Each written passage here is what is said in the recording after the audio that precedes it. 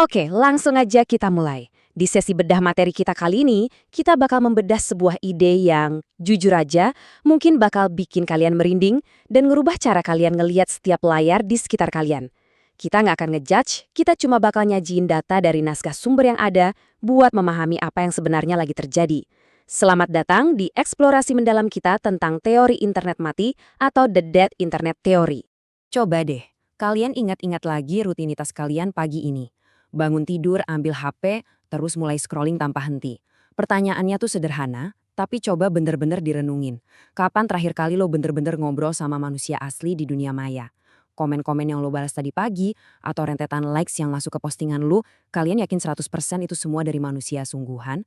Gimana kalau ternyata realitas sosial kita saat ini sama sekali bukan interaksi antar manusia? Bagian pertama, ilusi dalam dunia maya.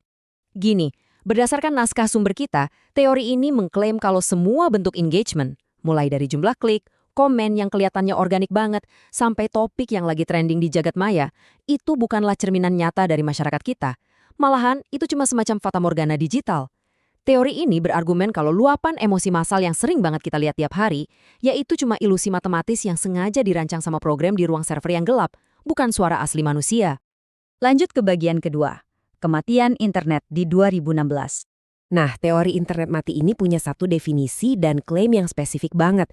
Intinya, mereka meyakini kalau jaringan internet original, tempat di mana manusia dulunya benar-benar saling terhubung, itu secara efektif udah mati. Dan tahun 2016 diklaim sebagai tahun eksekusinya, titik di mana interaksi umat manusia secara diam-diam dan sistematis mulai disingkirkan, terus digantiin sama entitas-entitas artifisial. Masuk ke bagian ketiga, invasi bot dan AI. 80%. Yap, kalian nggak salah dengar. 80%. Ini bukan angka yang bisa kita anggap remeh. Sumber kita menyoroti klaim statistik yang benar-benar mencengangkan ini, yang menyatakan kalau saat ini 80% dari seluruh lalu lintas web itu sepenuhnya digerakkan oleh bot.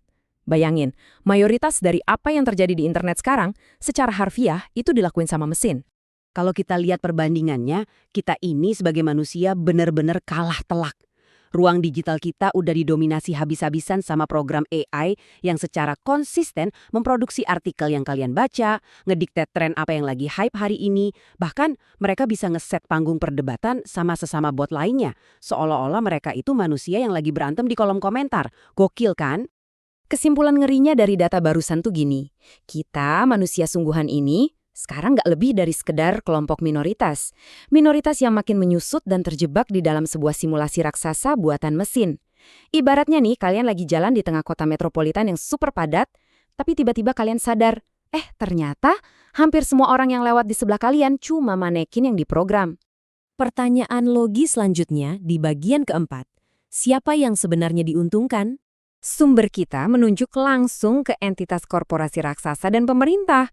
Bayangin aja dengan kemewahan buat ngontrol algoritma dan bikin akun palsu tanpa batas, mereka bisa dengan gampang memanipulasi pasar keuangan global, menggeser opini publik sesuka jidat mereka, dan ujung-ujungnya mendikte apa yang bakal kalian beli dan konsumsi hari ini. Sebuah alat kontrol sosial yang nyaris tanpa celah. Dan dari semua motif tadi, kita sampai ke satu konklusi yang lumayan gelap. Coba resapi kalimat ini. Mereka nggak butuh kita untuk bikin konten, mereka cuma butuh kita untuk mengonsumsi. Pernyataan ini secara harfiah nurunin derajat kita dari yang tadinya kreator aktif, sekarang cuma jadi entitas pasif. Tugas kita cuma nelan mentah-mentah apapun yang disodorin algoritma ke piring digital kita. Bagian kelima, terjebak dalam ruang gema. Di dunia maya, kalian mungkin sering ngerasa punya komunitas, ngerasa kalau interaksi antar manusia di situ beneran nyata. Tapi teori ini membalikkan semuanya dan menantang kita dengan ide yang radikal. Gimana kalau orang-orang di sekeliling kalian itu cuma bayangan tanpa wajah? Gimana kalau lawan debat yang bikin kalian sampai ngetik panjang lebar dengan emosi di kolom komentar, nyatanya cuma sebuah mesin pemancing amarah?